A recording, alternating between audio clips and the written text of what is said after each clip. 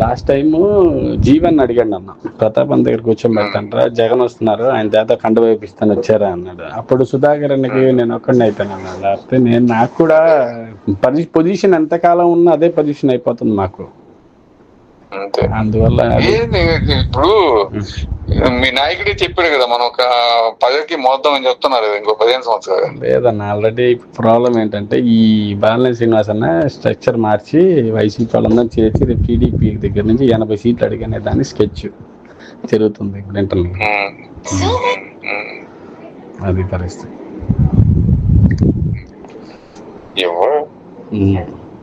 వాళ్ళెవ్వరు ఈయన తీసుకోడు, అడగడు.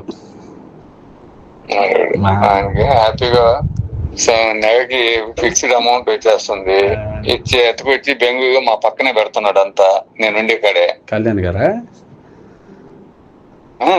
పవన్, అదే అదే పవన్ కళ్యాణ్ మా ఇంటి పక్కనే పేడు అతని కాడే పెడుతున్నాడు. అబ్బో, మొత్తం. చిరంజీవి మొన్న వచ్చి 2 days ఉండిపోయాడు వాళ్ళింట్లో, అర్థమైందా? కానీ ఈ దొంగ నా కొడుకు అని తెలుసు కదా, ఆ దొంగ నా కొడుకే. ఇప్పుడు మా నాయకుల్లో కార్యకర్తల్లో ఒకటే బాధ, అన్నదమ్ములు ఇద్దరు చిరో పదవి తీసుకున్నారు, పార్టీని మోసిన వాళ్ళని గాలికి వదిలేశారు, టీడీపీ వాళ్ళు భుజాలు మేము అంటున్నారు అంతే.